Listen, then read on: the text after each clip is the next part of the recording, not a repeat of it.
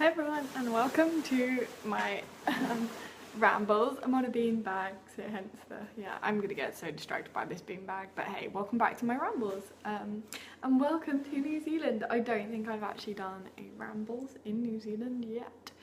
So yeah, this is the first one. I really want to sit down and talk about my experience with body issues and body confidence, or whatever you want to call it. I think for my experience, I've had some negative, some positive, everything in between. So, what I really want to say is that it's really important to be right for you and not anybody else, because even what is right for me is not going to be right for you. It might be because you have a similar body type, but hey, my body type is athletic, so I probably need to eat more protein. And that is a flat point.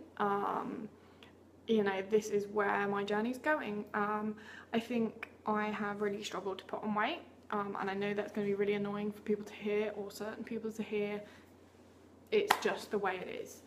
You know, there's nothing wrong with being one way or the other, in the middle, half and half, you know. And I think this is where I really struggle, especially with what the media portrays about body image. Obviously at the moment there's this big wave saying, you know, plus size, which is really great actually, and it's good that you know, it's not all about athletic builds or underweight or anything like that. However, it can go to the extreme where it's now all about the other side, and neither side is really healthy, because most people will probably fit in the spectrum in between the two. And actually I think it's very difficult if you're not what the media portrays at that specific moment. It's very difficult to then be like, oh, I'm healthy.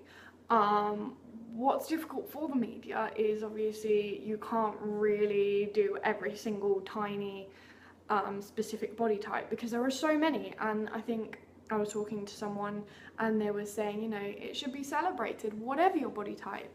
And I think the media specifically can come across a little bit negative. And so here's some points that I'm finding useful. One thing I found the most important, as I said before, is focusing on myself and what's right for myself, not someone else. So I don't have the same body type as, you know, my daughter, my husband. We all have different body types. Obviously she'll probably have a similar type to me, or him, or in between. And yeah, I think one thing that really got me down, an example of, was someone asked me whether I was unwell.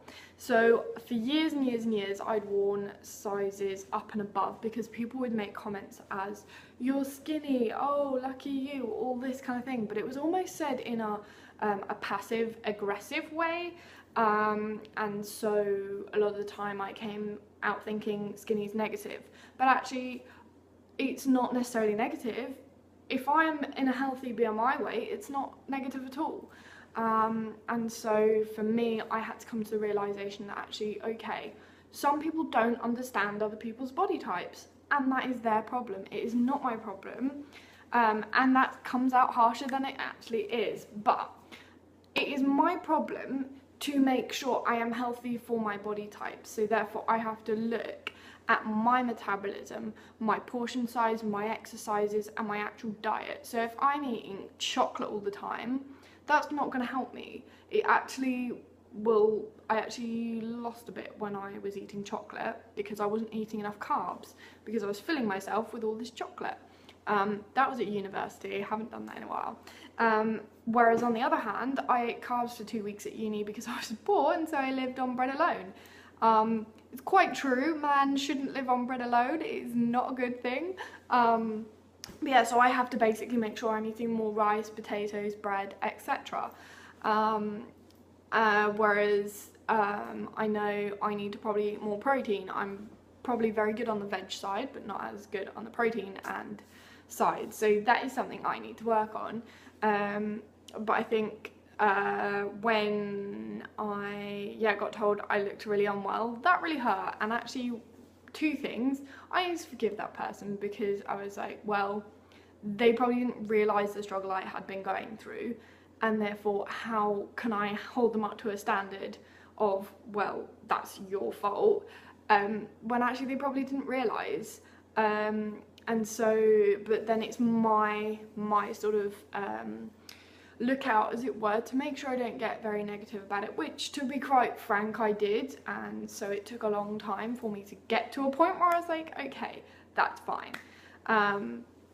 And yeah, and I think it makes me really sad that people feel that they have to be a certain way, like whatever way it is, you know, along the spectrum.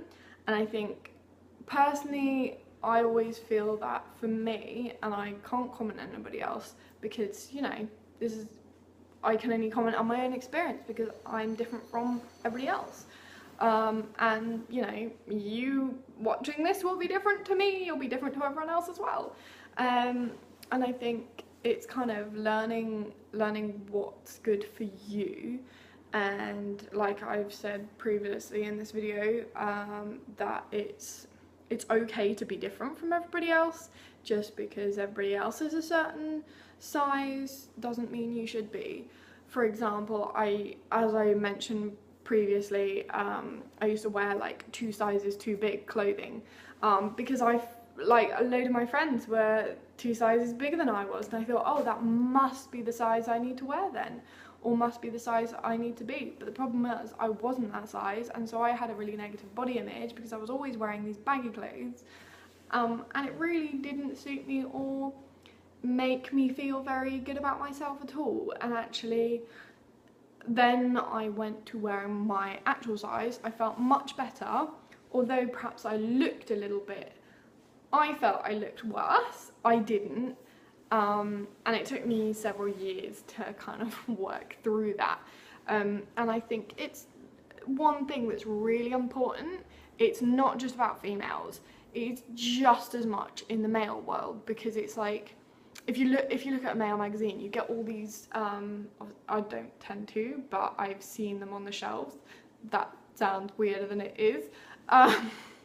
You see like Men's Health, for example. My husband has read Men's Health, and you just get all these abbed up guys, and I'm like, is this actually real? You know, real guys aren't necessarily going to be all of that. And like, yeah, it's different because it's Men's Health, but it's like, well, actually, not everybody will be like that. And so it's really important for me to say, actually, it's not just about females, it's about males too.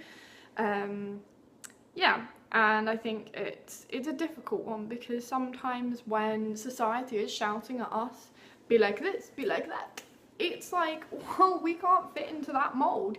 We are humans, we don't fit into molds. I mean, you might occasionally fit into a mold, but it's like, sometimes it's like trying to fit a square into a circle hole. It just does not work. And it's like, well, should we make, it's like, yeah, here's a good example. Sorry, I'm rambling now. This is Rambles. Yeah, I think it was my mum who used to say, they don't make shoes for people, they make people for shoes. And it is true. It's kind of like, well, actually, we can't always fit this mold. And I know it is hard on the other side, because obviously when you're making shoes, you can't, you know, individually make a shoe for people, especially the way our society and retail works. However, there's a balance between accepting it as it is and being like, actually, no, this is not okay. This is kind of not great, and actually let's do something about it, even if it means filming a video and just having a ramble on your thoughts about it. If it makes one person feel better about themselves, great, this is why I'm doing it, yay. But anyway, worst case, it's made me feel better having a ramble about it, so thank you very much for watching, bye.